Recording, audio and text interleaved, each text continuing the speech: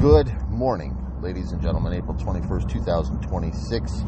It's a Tuesday, and it's a cold 40-degree Tuesday in the Ohio state. It is about 20 minutes before 8 a.m., and I'm your host, Gumballhead, with another episode of the Normal Isn't Necessary podcast, Road Rants Red Car Edition. Yesterday, we visited the toxicity that can leach from social media such as TikTok and gaslighting and narcissism. I think today would be a fantastic follow-up to that, or a post-cursor, if you will. Today is my father's birthday, and I think I did the math the other day. He would have been 69 years old this year. 69. He's been out of this world since 2020, sadly, and I miss him very much. Now, I did an homage to him not too long ago. I actually was on a podcast about the paper mill that he worked in my hometown of Plainwell, Michigan. Small population paper mill town, founded and grown around the paper mill there, Simpson Plainwell Paper, and Rock 10, which is now Georgia Pacific. They make drywall, and that paper mill is now kind of a defunct Superfund site, and they're trying to decide what to do with it, but they can't do anything with it until they come up with a solution to the toxic levels in the ground. And I just figured that this homage would be a matter of bringing the word toxic over from yesterday. We were talking about the toxicity of social media. And so this morning when I woke up, I had a few things on my mind, and I figured, what the hell? Let's talk about those on our road rants. Number one, I've been looking for a long-lost friend of mine since about 2005. She disappeared off the face of the earth.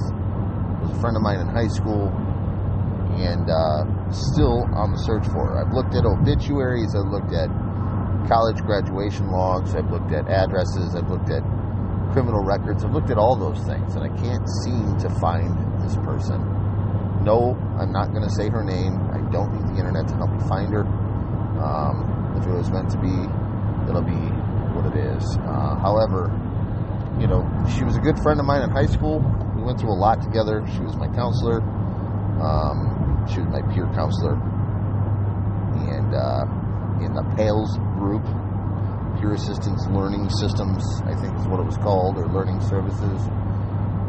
And she was a good friend of mine. And we need to touch base with her. I contacted her back in the year 2001 or 2002. Found her, contacted her, and I haven't heard from her since. So, if you're out there and you're listening to the podcast, let me know. Just reach out to me. You know exactly who you are. And if you don't know who you are, well, think hard. You'll figure it out. So, that's the first thing. Second thing is I was looking at the Facebook group. And this is 2026. I graduated high school 30 years ago, come June. I've been out of high school more than half my life. And it's kind of weird looking back at some of the things that I've experienced since high school. It's wild, really. Just some of the experiences that I've had, some of the people I've met, some of the things that I've done.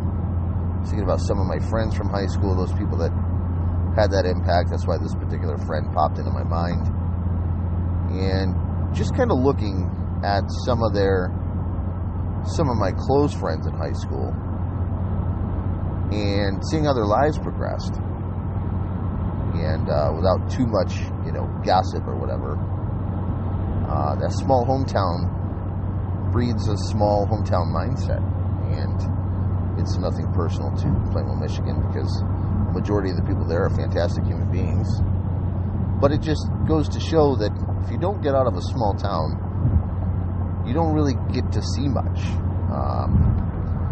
some of my friends, they're like, hey, we're taking a week-long vacation. We're going to Galveston, Texas, or we're going to Nashville, Tennessee for a week. And it's like, okay, well, you spend 2 days driving there, 2 days driving back, maybe 5 days while you're there. Usually it's like 3 or 4 days. You don't really get to see much. And I'm thankful for the opportunity that my family and I had in 2024 to tour the United States, see some new things, have some new experiences.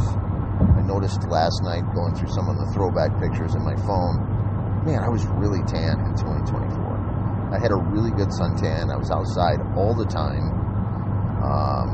And I just felt good. Life felt good back then. Nowadays, it does feel good. But I spend my days in an office. And I stare at the same four walls and computer screen all day. And, eye fatigue, brain fog. Lots of things go hand in hand with working in an office. Looking forward to our vacation coming up here in a couple of weeks so that I can get outside, spend some time with my kids and my wife, some time with my in-laws and my nieces and nephews. So really kind of looking forward to all that and just kind of get a little bit of a midsummer change. We don't get to do that very often, and it's going to be nice. So I hope everyone's doing well today. And it's really not a ton of activity or action this morning on the podcast. Just kind of wanted to throw that thought out there. How far back in your life can you remember? What are some of the positive things that you can remember from your youth? What are some of the negative things that we've locked away? And do you ever visit those things? Do you ever visit some of the worst things that have happened in your life? And I'm not talking about, breakups with girlfriends or boyfriends. I'm talking about some of those experiences that you've never really talked about. Maybe touched on them a little bit in therapy. But just thinking about the things that have happened to you in your life that you never talk about. Now, a majority of us human beings are pre-programmed to lock that stuff away forever. To never revisit those instances again because we have free will and we don't have to revisit those instances again. However, on the other side of the coin, revisiting those things as an adult, as a clear-minded thinker, as a grown person with grown-up thoughts, revisiting a lot of those things can be very therapeutic because we can compare those things to some of the best things that have happened in our lives, and to understand that a lot of the recourse and outcomes of those negative things in our lives are affected, our outcome is affected by those negative things that have happened in our life. We compare a lot of our past to our present, and we kind of gauge ourselves based on that. I'll put, for example, I have a solid work performance, and I am meeting the milestones that I set for myself when I started in my company just a little over 5 months ago. I've hit some of my milestones. I've still got a long way to go. Okay, I've got things that still need to be done, still need to be addressed, still need to be accomplished. But as it sits right now, I am on meter to meet the milestones that I had set forth for myself. Now, some of the things in my past, however, like I look at stuff and I think, man, I started here. I started with no knowledge, no wisdom, no information, no education, just a general understanding of what my job is going to be. And now I am, writing for major insurance companies. I'm happy with what I do. And it's remarkable. And there's a lot of interactivity, there's a lot of reviews, there's a lot of revisions, there's supplements, there's change orders, there's all kinds of things that need to go on behind the scenes, but a majority of the people out there don't see all the stuff that goes on behind the scenes when it comes to making an insurance claim. Or when it comes to making a change in someone's life that has suffered a fire or water loss, a plumbing leak, an ice dam, a roofing damage. There's a lot of people out there that they don't understand. They think, oh, well, you had a guy come out and look at it, now we got our estimate, let's get it fixed. There's a lot of things that go in.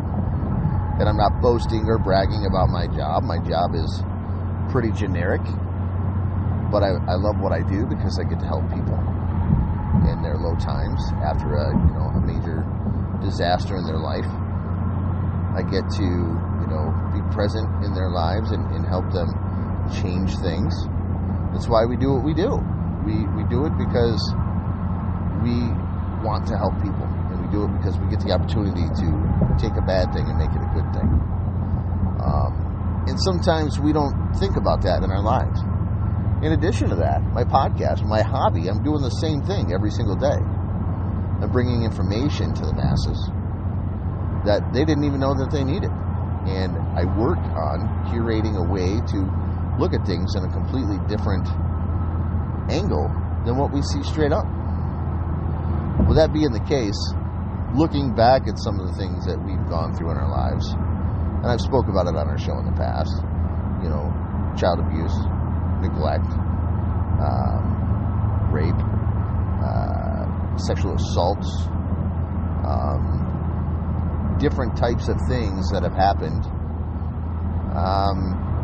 have enabled me or allowed me to have those experiences to share them with other people. Much like going to a drywall job for the very first time, learning how to hang drywall, learning how to run mud on drywall, learning how to sink the screw just deep enough to where it doesn't pop out. Different applications such as using adhesives or using a mesh tape versus a paper tape, or using different types of compounds and different sanding sponges and different techniques, and painting one side of the inside corner when you're painting, or when you're running mud on one side of the inside corners when you're preparing drywall for finishing. There are so many things that go hand in hand into doing drywall that people don't think about. They think about, just throw the mud up, or just throw some mud in the hole, run some drywall mud in the hole, and then put some tape on it, call it good. No. You've got to feather it out. You've got to finish it. You've got to come 12 inches out from your tape in order to create that illusion on your wall that hump is no longer there.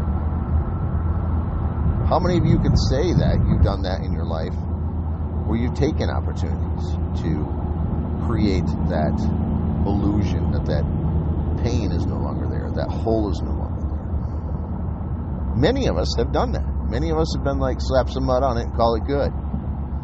Many of us don't realize, though, that the right person comes along, they're going to see that creative patch that you've made in the drywall, and they're going to see right through it. Now, I'm not talking about therapists or counselors, because their job is to get us to talk and talk about the things that are bothering us, the things that are hindering our growth mentally and intellectually. I'm talking about people in your life. Understand that there's people out there that do have a knack for that. Know that there's people out there that want to help with that. When I do my handyman stuff, I get a general idea of what the industry standard is for the price of whatever I'm working on by either checking in with my contractor buddies and finding out, and then offering a little bit lower price. No, I'm not trying to undercut anybody, but to go out and do a repair on a drywall job doesn't need to cost $1,000. But to the bigger drywall companies and to larger contractors, it does cost $1,000, because it's taking time out of their day and their equipment and their overhead and their insurance and their employees and this and that and the other thing to have someone come out and do all that work, or to make 3 trips.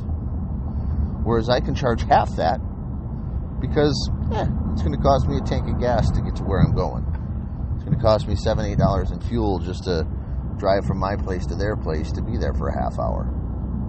So I don't need to charge the amount of money that it does to have a full crew on site, which is pretty nice to not have to do that. But I don't always do that.